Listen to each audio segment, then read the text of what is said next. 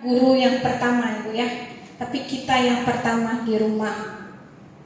Dia mempunyai komunikasi dua arah, di ibunya dan di bapaknya.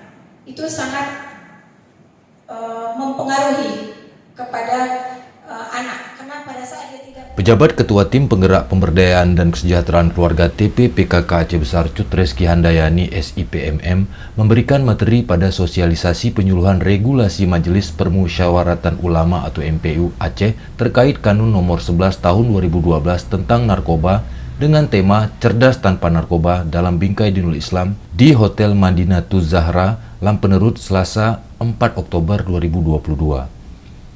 Dalam kesempatan itu, Cut Reski memaparkan bahwa peran PKK sangat penting dalam menjaga keluarganya agar terjauh dari narkoba, terutama dari asap rokok para suami, agar tidak mengotori si buah hati, dan kalau bisa baju yang terkena asap rokok jangan diaduk dengan baju istri dan anak, karena asap rokok dari baju juga akan berdampak pada ibu hamil dan dapat mengakibatkan stunting.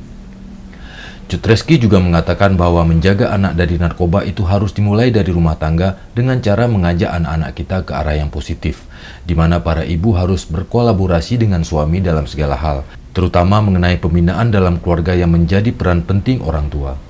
Cut Reski juga mengharapkan kepada orang tua, keluarga, dan masyarakat agar selalu mengontrol dan mengantisipasi anak-anak dari bahaya narkoba, dimulai dengan tidak memberi ruang pada anak untuk mengkonsumsi rokok dan menjaga anak dari pergaulan bebas. Di akhir materi, Cut Reski menambahkan perkembangan teknologi dan arus informasi yang begitu cepat mengharuskan orang tua untuk segera membekali anaknya akan bahaya narkoba.